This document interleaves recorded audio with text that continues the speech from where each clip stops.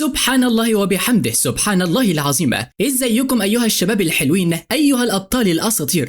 اهلا بكم في القسم الثاني من حكايه فانتسكيا. فلو ما شفتش الاقسام اللي فاتت هتلاقوها في القناه او في قائمه التشغيل او في الوصفه. وبدون مقدمات ما تنسوناش من اللايكات، ويلا بينا نكمل حكايتنا ونصلي على نبينا. وبنكمل بقيه الاحداث وبنشوف لوريان وهي داخله المكتبه، كان شكلها متبهدل جدا ووشها تعبانه. المكياج اللي كان دايما مظبوط ما كانش قادر يخبي الهالات السوداء الا على هنيها. كانت ماسكه حزمه ورق في ايديها وجامده جدا. دي كانت اتفاقيه اعاده التاهيل النهائيه لمجموعه لوا. قالت لي فانتسكيا انا بترجاك ارجوك وقف اللي بتعمله، صحه بابايا مش تمامه، لو مجموعه لو وقعت هو مش هيقدر يستحمل الصدمه. لقيت الكرسي بتاعي وبصيت لملكه التلج اللي كانت صعبه الوصول ليها زمان وما حسيتش بغير السخريه في قلبي. قلت لها لو هتترجي حد على الاقل لازم يكون عندك اسلوب للي بتترجيه، وانت ماسكه اتفاقيه اعاده التاهيل في ايدك كده انا ما عنديش اي رغبه ان اقرا الكلام ده. قالت طب انت عاوز ايه؟ طول ما نقدر ننقذ مجموعه لوه انا موافقه على اي شروط. قلت لها بجد؟ قمت وقفت ورحت ناحيتها، هي من غير ما تحس رجعت خطوات لورا وكان في نظره رعب في عينيها. شاورت على الورق اللي في ايديها وخطفتهم منها وحطيتهم على طول في مفرمه الورقه. قلت لها انا عايز 51% من اسهم مجموعه لو علشان اكون انا المتحكمه،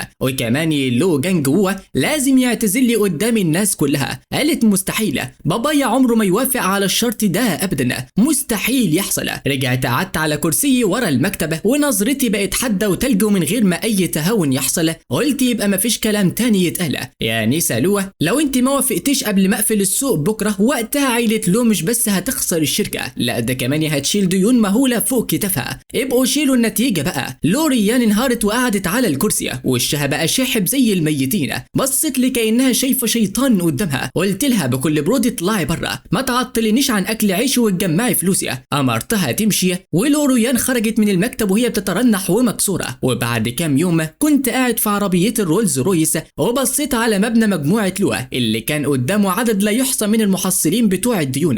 وشي ما كانش عليه اي تعبير. لو جانج وو اكيد قاعد في مكتبه دلوقتي وعمال يتصل بجنون بكل اللي كانوا بيقولوا ان هم اخواته هيقفوا جنبه وبيترجاهم يساعدوه. ومن سماعه البلوتوث اللي متوصله سمعت زائل لو هو بائسه كان بيقول يا ليل القديمه لما شركتك كان عندها مشاكل في السيوله انا اللي وقفت جنبك ورفعتك، دلوقتي انا بس محتاج شويه الاسهم اللي معاك في مجموعه لوا وانت جاي لك عين تتكلم عن سعر السوق؟ هو انت ما عندكش دم ولا ضمير؟ وانا بسمع الكلام ده ضحكه بارده اتسمرت على شفايفي. لو لسه ما فهمش اللعبه، في عالم البيزنس ده اللي المصلحه فيه بتيجي في الاول ما فيش صحاب دايمين، في بس مصالح دايمه. وبما اني عرضت على ليل قديم 3 اضعاف سعر السوق فما بقاش عنده اي سبب يرفض. وبما ان رئيس المجلس رو رافض يعتذر يبقى خلينا نصب زيت على النار كمان. اتصلت بالرجاله بتوعي واديتهم الاوامر. بعد ما قفلت اديت اشاره للسكرتيره تبدا المرحله الثانيه من الخطه، وفي اقل من 10 دقائق اخبار ان مجموعه لو متورطه في تزوير مالي وتهرب ضريبي ملت كل الصفحات الاولى في الاخبار الماليه. دي كانت الهديه الكبيره اللي جهزتها لعيله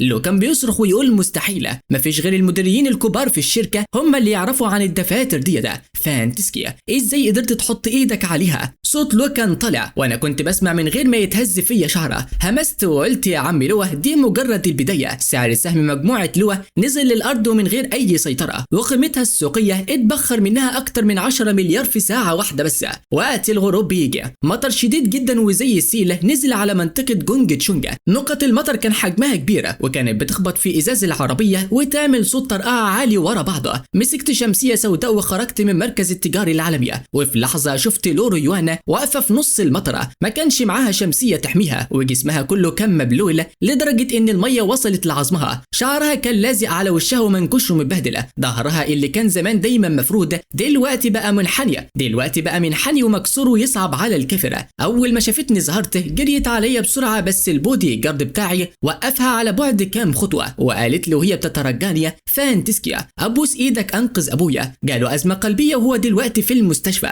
هو عاوز يعتذر لك بنفسه نفسه، بترجاك ساعده. وقفت مكاني وبصيت لها من ورا ستار المطر اللي نازل، الميه كانت نازله على خدودها بغزاره، وما كنتش قادر اميز هل ديت ميه مطر ولا دموعها اللي نازله. قلت لها لو كان الاعتذار بيحل المشاكل كنا عملنا ايه بالشرطه؟ يا نسا لوح روح بيتك، بطلي تمثيليات الشفقه اللي بتعمليها هنا ديت، مفيش منها فايده خالص. ردت وقالت انت عمرك ما كنت كده زمان لو كان جالي شويه برد صغيرين كنت بتقعد زعلان طول اليوم، ليه بقيت بدم بارد وقاسي كده دلوقتي؟ رديت عليها علشان فانتسكي اللي كان قلبه بيتحرق عليكي مات خلاص، وعارفين في الزقاق الضلمه ديت مات مره قبل كده، ودلوقتي في عينه مفيش غير الفلوس وبس، مفيش اي مشاعر تانية. عديت من جنبها ومشيت ناحيه العربيه اللي كانت راكنه على الرصيف. لوريانا قعدت تصوت وتعيط بيأس ورايا، وحتى قالت كلمات فاجئتني جدا. يا فانتسكي لو بس تسيب عيله لو في حالها انا موافقه على اي حاجه،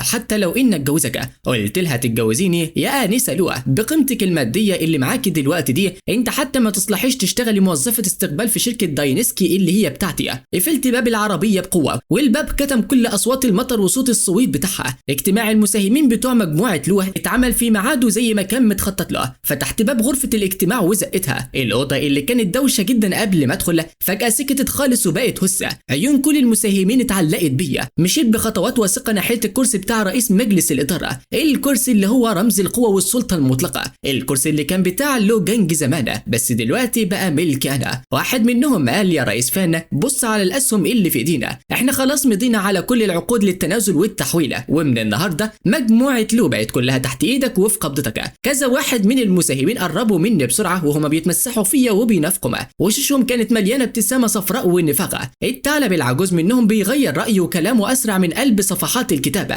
قلبت في الورق والوثائق اللي قدامي وبصيت بعيني على كل واحده، ونبره صوتي كانت تلج وما فيهاش اي مجال للشك. قلت لهم من النهارده ورايحه المكان ده مش هيبقى اسمه مجموعه لو من تانيه، هيبقى اسمه داينستي تكنولوجيا، وكل قرايب وافراد عيله لو لازم يغوروا من الشركه في ظرف ساعه واحده. فضوا مكاتبهم وكل حاجه تخصهم بالكامله. اول ما خلصت كلامي حصلت زيطه وهيصه في ركن من اركان الاوضه. لو شيان جوه اقتحم المكان وهو بيصرخ زي المجانين وقال يا فانتسكي انت مين اداك الحق انك تطردني بره؟ الشركه دي ملك عيلتي، انت مجرد عيل صغير مالكش اي حاجه، سيبوني. انتوا مش سامعين انا بقول ايه؟ البودي جاردات جروا عليه في ثانيه ومسكوا لو شيانجا من قفاه وجرجروه بره زي الكتكوت المبلوله. صوته وهو بيشتم كان مسمع الممر كله، بس ولا واحد من المساهمين اتجرأ يفتح بقه او يقول اي كلمه يدافع بيها عنه. لفيت وشي علشان ابص لروانا اللي كانت قاعده في اخر ترابيزه الاجتماعات خالصه، كانت موطيه راسها في الارض وايديها الاتنين ماسكين في بعض جامد جدا. قلت لها يا نسا لو علشان العشره والماضي اللي كان بينا انا سبت لك بيت تسكني فيها، خدي ابوكي وروحي هناك على الاقل علشان ما تبقوش متشردين ومرميين في الشارع. صوتي كان هادي جدا وما فيهوش ريحه الشفقه. ريوان رفعت راسها بالراحه خالصه، عيونها كانت مطفيه وما فيهاش روحه زي العروسه اللعبه كده، وما نطقتش بولا كلمه. قامت وقفت وخرجت من اوضه الاجتماعات في هدوء تام.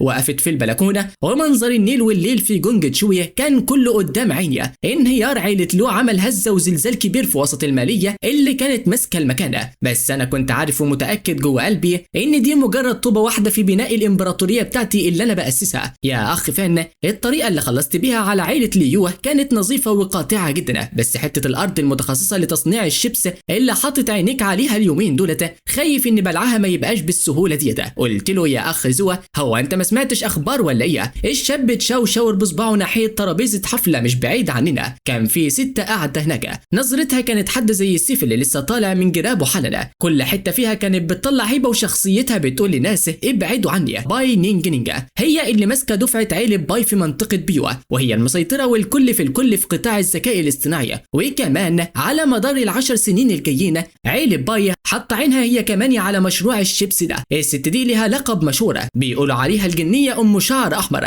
قسوتها وجبروتها ابعد بكتير من اي حد ممكن تتخيله. قلت لنفسي لو الخصم ضعيف يبقى مفيش متعه في اللعبه، وكانها حست بيا وانا ببص لها. باي نينجا لفت راسها بالراحه ورفعت الكاس بتاعها ناحيتي كانها بتحييني. الابتسامه اللي كانت على شفايفها كانت مستخبيه وراها فحص وتدقيق واستفزاز واضح جدا. في حياتي اللي فاتت عيله باي استنوا 3 سنين كمان قبل ما يدخلوا سوق جنجا. ما كنتش متوقع ان بسبب رجوعي للحياه المره ديت تاثير الفراشه يشتغل ويخلي الخصم القوي ده يظهر في وقت بدري كده. ردت عليها بابتسامه مهذبه وبعدين لفت ومشيت. وبعد ما خلصت كل اجراءات استسلام شغل عيله لوا والسبب انا نفسي مش فاهمه، ركبت عربيتي ورحت العشوائيات اللي كنت عايش فيها زمان. المكان كان لسه ضلمه وكئيب زي ما هو، الزقاق الضيقه كانت ريحتها مليانه دخان وسجائر زفته. بصيت بصه في اخر الزقاقه وشفت خيال حد عارفه كان بيعافر علشان يشيل كرتونه تقيله. طلعت له ريانه قالت لي ما كنتش متوقع ده صح، انتهى بيا الحال ان اضطر انقل للمكان اللي كنت انت ساكن فيه. هل ده الانتقام اللي انت عاوزه؟ سندت ظهرها على الحيطه اللي قشرتها واقعه وكانت ماسكه في ايديها كيس اندومي رخيص وقافله عليه جامده، حاجه في منتهى السخريه. بنت عيله لول الكبيره اللي عمرها ما مدت ايديها في حاجه واللي كانت بترفض تدخل اي مكان غير المطاعم الغاليه والشيكه، دلوقتي وشها بيحمر علشان تاخد وتدي مع صاحب البيت علشان 100 يوان في الايجار. قلت لها انا عمري ما فكرت في الانتقام،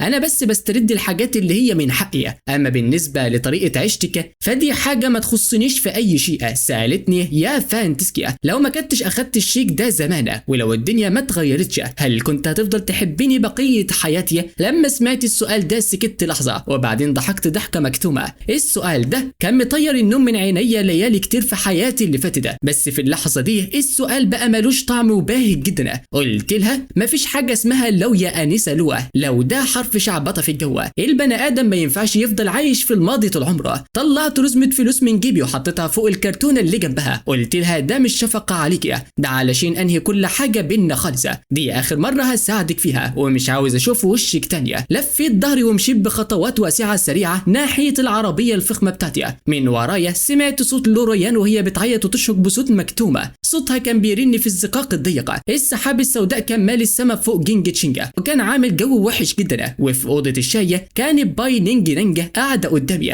كانت قلعه البدله السوداء اللي دايما بتلبسها ولابسه بدله لونها بنفسجي غامق، كان شكلها اهدى واشيك بكتير، بس الشراسه الهجوميه اللي في عينيها ما قلتش ولا ذره. وطت راسها وقعدت تلعب وتجهز طقم شاي. الميه المغليه صبتها في البراده والبخار الابيض كان طالع لفوق. قالت لي يا ريس فانا سمعت ان عشان حته الارض بتاعه تصنيع الشيبس دي انت دوست على عيله لو ورميتهم في الارض. قلت لها يا رئيسه بايا معلوماتك دقيقه وحاميه جدا، بس دي كانت مجرد عمليه تبادل تجاريه عاديه ما تعتبرش مرمغه في الارض ولا حاجه. في حياتي اللي فاتت نينج نينج كانت مشهوره بجبروتها في عالم البيزنس، كانت اشطر واحده في استغلال نقص المعلومات علشان تضغط على الناس خطوه بخطوه وتزق خصومها في الزاويه. بس حظها السيء ان الشخص اللي بتواجهه النهارده هو انا، واحد معاه ذكريات وعارف اللي هيحصل كمان 10 سنين قدامه. كل ألاعيبها وخططها ديت ملهاش اي لازمه قدامي. قالت لي مشروع الشيبسي ده قول سعرك كام وانسحب من المزاد. رديت عليها يا رئيسه بايا انت فاكره ان الفلوس هي اللي ناقصاني؟ هي اتسمرت في مكانها اللحظه، واضح انها ما كانتش متوقعه ان ارفض بالقاطع كده. اكيد كانت دورت ورايا وعرفت اصلي وفصلي من الملفات اللي عندها وعارفه اني لسه مجرد عيل فقير وجربوعه وممكن يبيع كرامته علشان شيك ب1,000,000 يوان.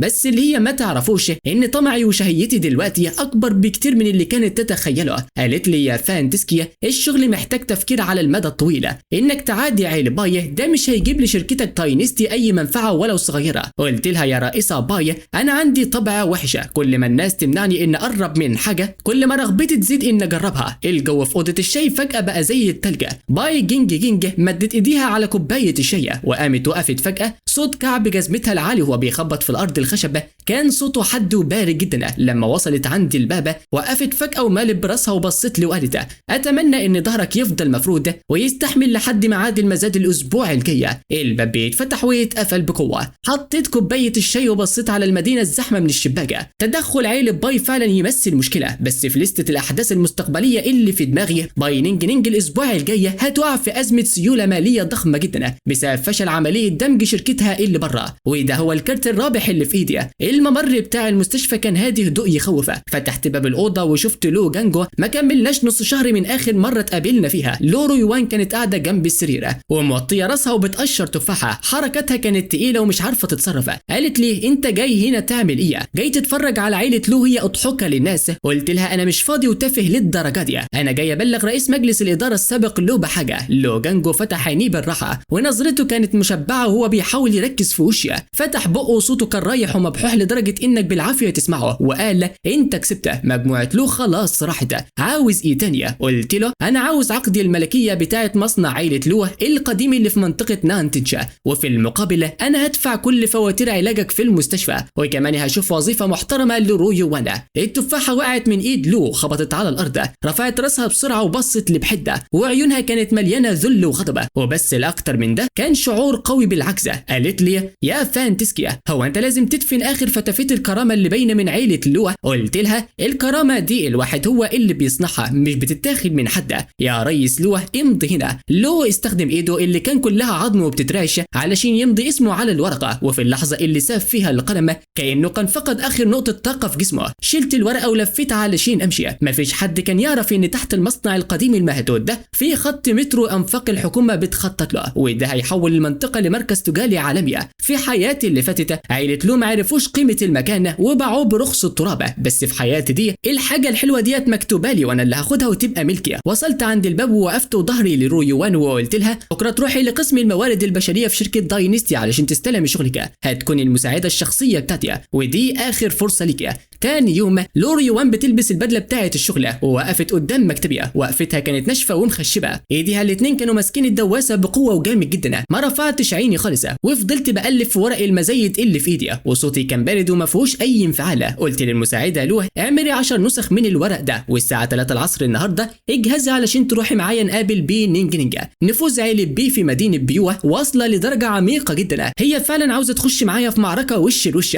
هي ما قدرتش تسكت واتكلمت، ونبره صوتها كان باين فيها شويه قلق. قلت لها انت كل اللي عليك تنفذي الاوامر وبس ومن غير اي اسئله. الجو في مزاد بعد الظهر كان مشحون جدا ومتوتر لاخر درجه. بي نينج كانت قاعده على الشمال ومعاها الفريق الاساسي بتاعها، كلهم كان شكلهم هادي وواثقين من نفسهم وكانهم ضامنين المكسب. انا بقى كنت قاعد على اليمين وما فيش ورايا غير لي ريوانا. اول ما المذيع اعلن بدايه المزاد بي نينج بتحط رقم خيالي تانية، والقاعه كلها اتقلبت وبقت في حاله هرج ومرج. ساعتها لوريوان قربت من ودني وكان باين في صوتها شويه رعب وقالت لي يا بوس فان انت لسه ناوي تتاجر بالسعر اللي هي قالته ده؟ قلت لها لا، بس انا بنصح الست بيه انها ترد على مكالمه السكرتيره بتاعتها الاول. بي نينج كشرت وكان باين على وشها انها مش فاهمه حاجه خالص. وفي اللحظه دي السكرتيره بتاعتها دخلت تجري وكلمتها في ودنها، وفي ثانيه وش بي نينج اتحول في الباهت للاخضر، وفي الاخر بقى ابيض زي لون الموت. هو ازاي ممكن يعرف؟ بالظبط قبل 10 دقائق صفحه الاندماج بتاعه عيله بي في اوروبا وقفت فجاه بشكل طارئ علشان في مخالفات تشغيل، وسلسله راس المال بتاعتهم اتدمرت خالص.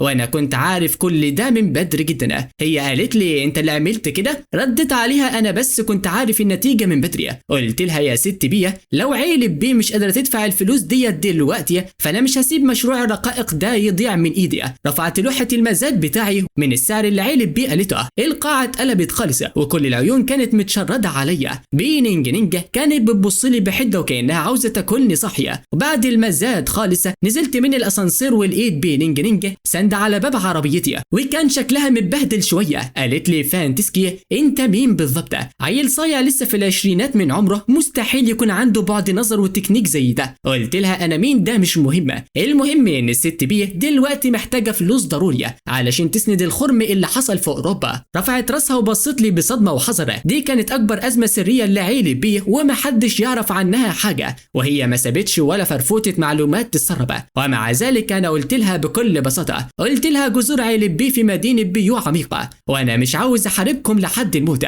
انا عايز السيطره الكامله على معالم الذكاء الاصطناعي بتاعه عيله بيه في الجنوب، وفي المقابل هضخ 5 مليار مال علشان نساعدكم تعدوا الازمه ديت. قالت لي انت فعلا بتصطاد في الميه العكره. قلت لها وده بالفعل اللي بيحصل، بس الست بيه لازم تفهم ان ما حدش غيري هيجرؤ يرمي قرش واحد لعيله بيه في الوقت ده. بي نينج سكتت لفتره طويله. هي ست ذكيه وطبعا عارفه تختار ايه بين كبريائها وبين انها تعيش وتنجو، بس يا ترى هتختار ايه؟ وبعد شويه بصت لي وكان في مشاعر معقده في عينيها، كان في كره، كان في عدم رضا، بس الاكتر كان تعب وارهاق ما يتوصفش. قالت اتفقنا بس عندي شرط واحد، انا عاوزه استثمار في شركه داينستي كابتيلا. قلت لها تمام بس هتاخدي ارباح وبس، وما ومالكش اي كلمه في اي قرار يتخذه. فتحت باب العربيه وشاورت لرو يوان علشان تركبه. منظر النيل بالليل في مدينه جونج تشونج كان جميل زي الحلم. قعدت على الترابيزه قدام لو يوان وهي تعبت النهارده جدا في الشغل، حتى انها اتطوعت تشتغل وقت اضافي علشان تساعدني في ترتيب كل الاوراق اللي تخص معامل عيلة بيها. شكلها دلوقتي بقى باين عليها اكتر انها مساعده شاطره وقد المسؤوليه. قالت لي فانتسكي شكرا بجد، شكرا انك دفعت مصاريف علاج بابايا، وشكرا انك خلتني اشوف كل ده. قلت لها ولا يهمك، ده تعويض عن تعبك وشغلك الجامد. يا لورو يوان لازم تفتكري كويس جدا، تفتكري ان في العالم ده الضعف هو الخطيئه الاصليه. ما ردتش عليا وفضلت باصه في صمت المنظر النيل بالليل.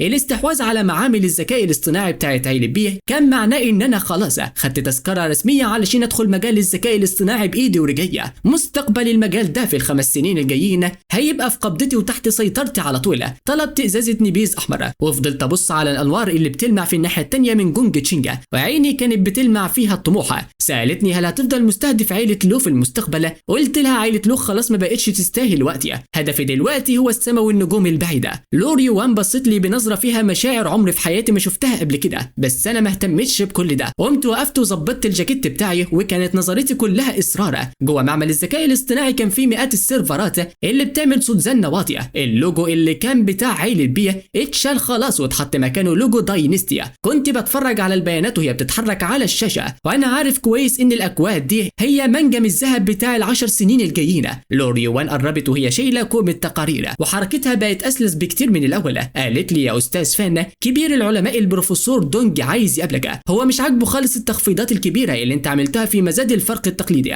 قلت لها خليه يدخل. بعدها بلحظات دخل راجل عجوز شعره شايب وهو متنرفز جدا وفتح الباب بقوه. وشه كان كله غضب. قال لي اسمع يا عم فانتسكي، انت فاهم ايه اصلا في البحث العلمي؟ انت ترمي كل التمويل في الشبكه العصبيه، ده طريق مسدوده. قلت له يا بروفيسور دونج مفيش طرق مسدوده هنا، في بس طريق مختصر للقمه. مشيت لحد السبوره البيضاء ومسكت قلم وكتبت كام معادله اساسيه كده بكل بساطه. دي كانت خوارزميات، تعلم عميق مش هيتعرف للعلن غير بعد 3 سنين في حياتي اللي فاتت، وكانت سابقه التكنولوجيا الحاليه بسنتين ضوئيين. وش البروفيسور دونج اللي كان محمر من الغضب اتجمد في ثانيه. فضل بحلق في المعلومات اللي على السبوره، ونفسه بقى يتقل اكتر واكتر، وصوابعه الخشنه بقت تترعش شويه. وقال ده ازاي ممكن؟ ايه الهيكل المنطقي ده؟ انت قدرت توصل له ازاي؟ قلت له انا راجل اعمال ما ببصش غير على النتائج، اعمل اللي بقول لك عليه وبس، انا عايز اشوف نموذج اولي في خلال 3 شهور. البروفيسور دونج بص لي كاني وحش او كائن غريبه، وبعد فتره طويله خد الورق اللي فيه المعادلات في صمته ولف وشه ومشى.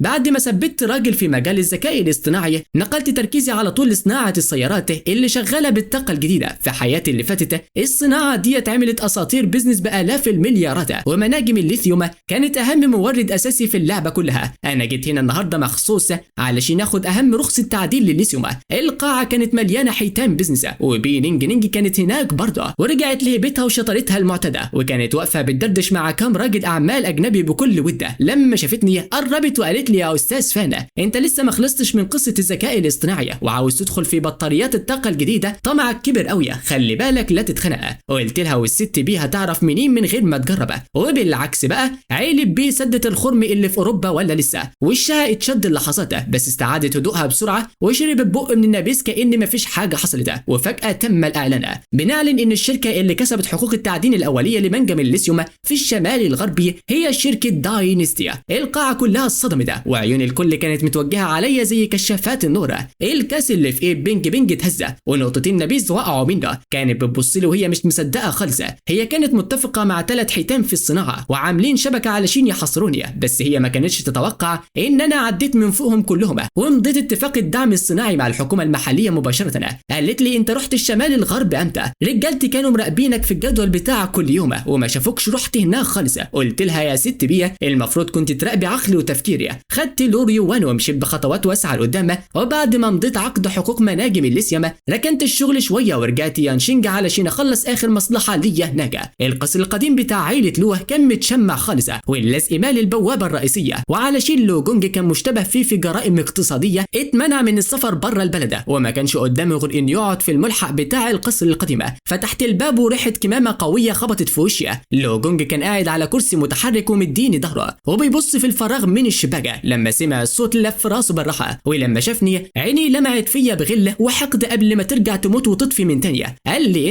انت جيت هنا علشان تشوفني ميت ولا لسه؟ قلت له انا جيت علشان اخد الحاجه القديمه اللي كنت مديها لرو يوان زمان. شاورت على صندوق حديد صادي في المكان. ولكن هنا اصدقائي بينتهي الجزء الثاني من حكايه فانتسكيا. فيا ترى بقى ايه الصندوق ده وايه اللي جواه بالظبط؟ ويا ترى بطلنا هيتربع على عرش قمه المال وهيبقى صاحب البيزنس الاعلى في المدينه كلها؟ ده اللي هنعرفه يا اصدقائي في الاجزاء القادمه. استنونا في الجزء القادم من حكايه فانتسكيا. وما تنساش انك تصلي على الرسول، اللهم صل على محمد وعلى اله وصحبه وسلم. وما تنساش برضو تدعي لاخواتنا في فلسطين ان ربنا ينصرهم بالنصر القريب. ترزقنا باللايك والاشتراك الرهيب. ويلا سلام سلام سلام.